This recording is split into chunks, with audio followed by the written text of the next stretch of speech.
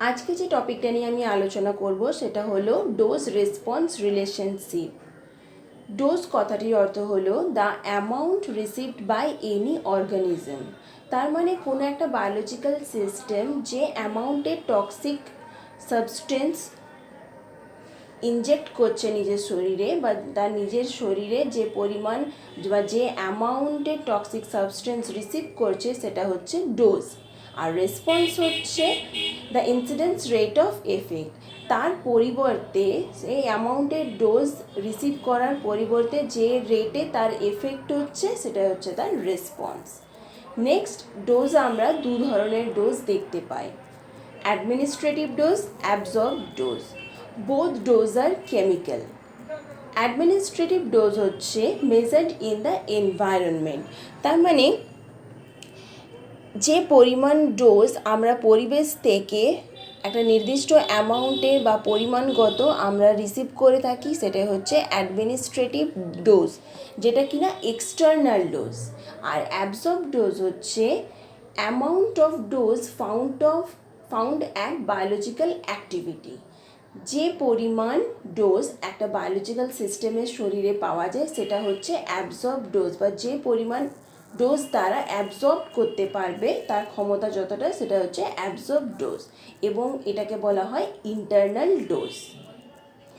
Dose response relationship are two types, একটা হচ্ছে individual dose response relationship আর একটা হচ্ছে quantal dose response relationship. Individual হলো gradually increase under application of টক্সিক্যান্ট।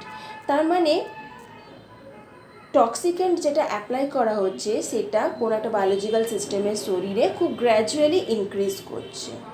R measured effect is continuous over a range of doses, এবং তার রেসপন্সটা একটা নির্দিষ্ট পরিসীমার মধ্যে পরিকর থাকছে বা নির্দিষ্ট পরিসীমার মধ্যে সীমাবদ্ধ থাকছে। নেক্সট চলে যাব কোয়ান্টাল ডোজ রেসপন্স রিলেশনশিপ। সেটা হলো distribution of individual response to different doses in a population of organism। একটা নির্দিষ্ট জনগোষ্ঠীর যে বায়োলজিক্যাল অর্গানিজমগুলো থাকে নির্দিষ্ট পপুলেশনের মধ্যে, তাদের মধ্যে যে ইন্ডিভিজুয়াল যে রেসপন্স, তাদের মধ্যে পৃথক পৃথক যে রেসপন্স, সেটাকে আমরা বলবো ডোজ রেসপন্স রিলেশনশিপ বা কোয়ান্টাল ডোজ রেসপন্স রিলেশনশিপ। নেক্সট যে টপিকটা নিয়ে আমরা আলোচনা করব সেটা হচ্ছে dose response relationship curve. Dose response relationship curve বলতে আমরা বুঝি যে পরিমাণ ডোজ কোনো একটা নির্দিষ্ট পার্টিকুলার বায়োলজিক্যাল সিস্টেমের মধ্যে হতে পারে বা নির্দিষ্ট সংখ্যক একটা পপুলেশনের মধ্যে হতে পারে, যে অ্যামাউন্টের ডোজ ব্যবহার করলে যে শতাংশ বা যে পার্সেন্টেজের রেসপন্স আমরা পেয়ে থাকি সেই নির্দিষ্ট প্রাণী বা নির্দিষ্ট জনগোষ্ঠীর প্রাণী থেকে, সেটাকে যদি এক্স ভার্সেস ওয়াই অ্যাক্সিসে প্লট করি সেটাকে আমরা বলে থাকবো dose response relationship curve. X অ্যাক্সিসে আমরা ডোজ ব্যবহার করব, যেটার ইউনিট হচ্ছে এমজি পার কেজি, আর ওয়াই অ্যাক্সিসে আমরা যেটা রেসপন্স পাবো সেটা হচ্ছে পার্সেন্টেজ হলো তার ইউনিট। নেক্সট চলে যাব থেরাপিউটিক ইন্ডেক্সে। থেরাপিউটিক ইন্ডেক্স হলো LD50 divided by ED50, TD50 divided by ED50। LD50 হলো the dosage of a substance which kills 50% of the animals in a particular group, usually determined in an acute single exposure study.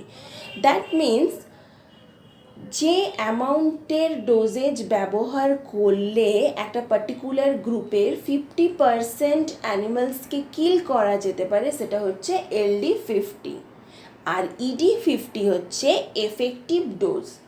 তার effective ডোজটা বা তার effect বা তার response যদি 50% হয়ে থাকে সেটা হচ্ছে ED50। সিমিলারভাবে TD50 হচ্ছে টক্সিক ডোজেজ, যে অ্যামাউন্টের টক্সিক সাবস্টেন্স ব্যবহার করলে একটা নির্দিষ্ট পার্টিকুলার গ্রুপের 50% অ্যানিমালসকে কিল করা যায়, সেটা হচ্ছে TD50, টক্সিক ডোজেজ 50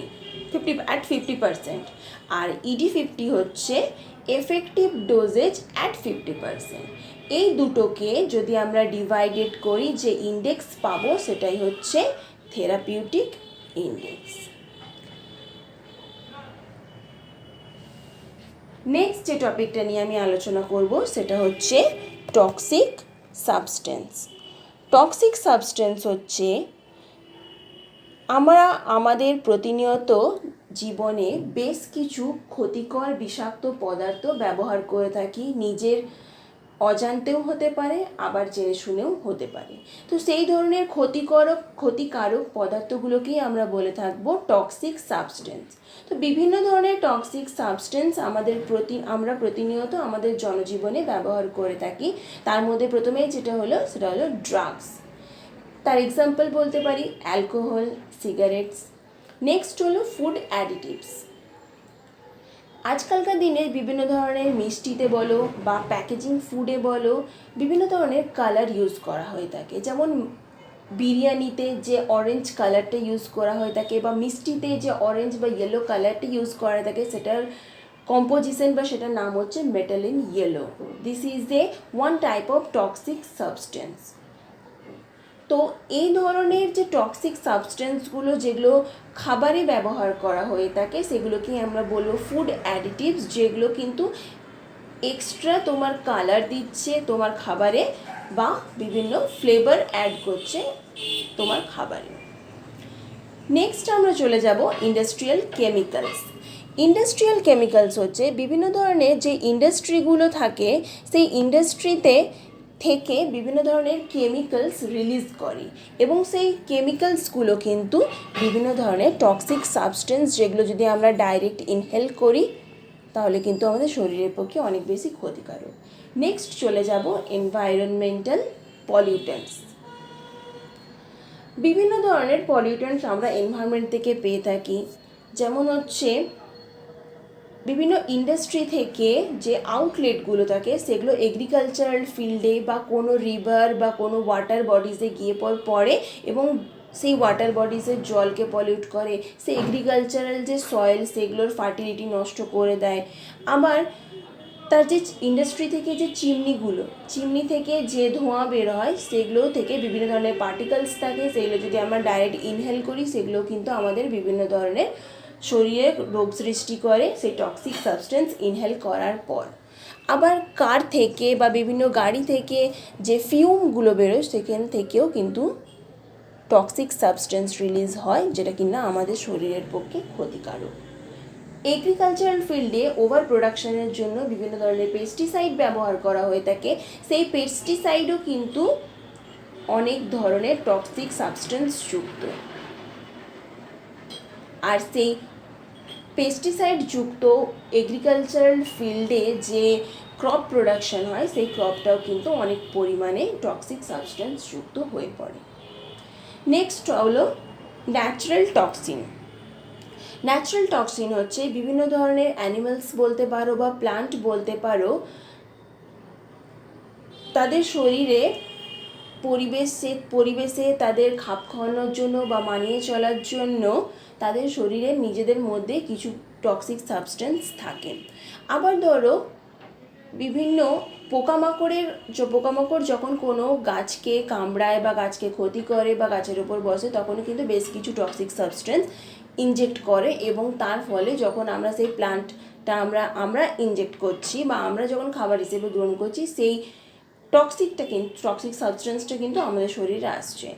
আবার যে পলিউটেড যুক্ত যে ওয়াটারে যে মাছ চাষ হয়ে থাকে সেই মাছগুলো যদি সেই জলটাকে কোনো কারণে ইনজেক্ট করে থাকে বা জলের মধ্যে বিভিন্ন ধরনের টক্সিক সাবস্টেন্স থাকে, সেই জল মাছের শরীরে আসে এবং সেই মাছ যখন আমরা খাবার হিসেবে গ্রহণ করি তখনও কিন্তু সেইভাবেও আমাদের টক্সিক সাবস্টেন্স আমাদের শরীরে আসতে পারে। লাস্ট পয়েন্ট হচ্ছে হাউসহোল্ড পয়জনস। আমরা আমাদের নিত্য প্রয়োজনীয় বা দৈনন্দিন জীবনে যে বিভিন্ন ধরনের জিনিস ব্যবহার করে থাকি, সেগুলো ক্লিনিং পারপাসে হোক বা বিভিন্ন ওষুধে হতে পারে। যেমন হচ্ছে আমরা ক্লিনিং পারপাসে ব্লিচিং বা কস্টিক সোডা বা ধরো হারপিক এই জাতীয় যে মেটেরিয়ালসগুলো ব্যবহার করে থাকি, এগুলোতে কিন্তু প্রচুর পরিমাণে টক্সিক সাবস্টেন্স থাকে এবং যার জন্য কিন্তু আমাদের শরীরে অনেক ধরনের ডিজিজ বা ডিসঅর্ডার দেখা যেতে পারে। আশা করি আজকে যে টপিকটা নিয়ে তোমাদের সাথে আলোচনা করলাম তোমরা সেটা বুঝতে পেরেছো। নেক্সট যে টপিকটা নিয়ে আমি নেক্সট ক্লাসে আলোচনা করব সেটা হলো different types of toxic agent.